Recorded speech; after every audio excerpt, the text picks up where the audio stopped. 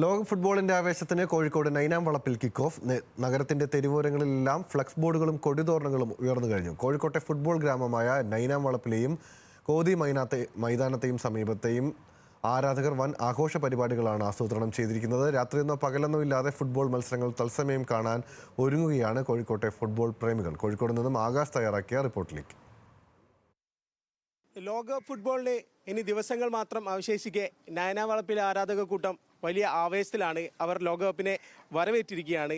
ഇപ്പോൾ നിരവധി ഫാൻസ്, പല ടീമുകളിലെ നിരവധി ഫാൻസുകളാണ് ഇവിടെ ഉള്ളത്. ഇന്നിപ്പോൾ കൊടിയൊക്കെ കെട്ടിയിട്ടുണ്ട്, എല്ലാ ടീമിൻ്റെയും കൊടി വെച്ചിട്ടുണ്ട്.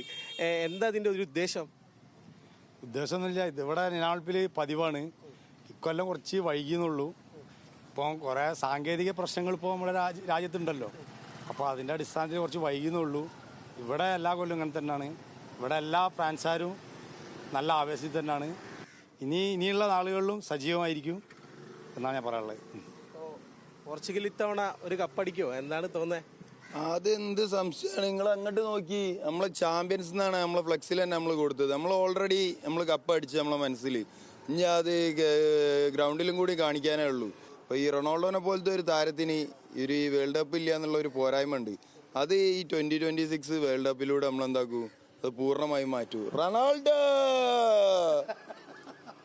സുബീർഗ, എന്തൊക്കെ ഒരുക്കങ്ങളാണ് നൈനാം വളപ്പിൽ ഇത്തവണ സജ്ജീകരിക്കാൻ തീരുമാനിച്ചിരിക്കുന്നത്?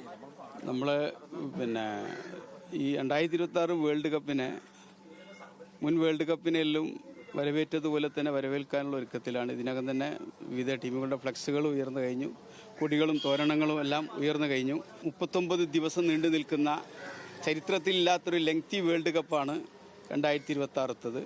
പിന്നെ സമയക്രമവും മലയാളികളെ സംബന്ധിച്ചിടത്തോളം ഒരു വലിയ വെല്ലുവിളിയാണെങ്കിലും പ്രതികൂല കാലാവസ്ഥയാണ് ഒക്കെ ആണെങ്കിൽ അതിനെല്ലാം മറികടന്നുള്ള ഫുട്ബോൾ ആവേശം വരും ദിവസങ്ങളിൽ നമുക്ക് എല്ലാവർക്കും കാണാവുന്നതാണ്.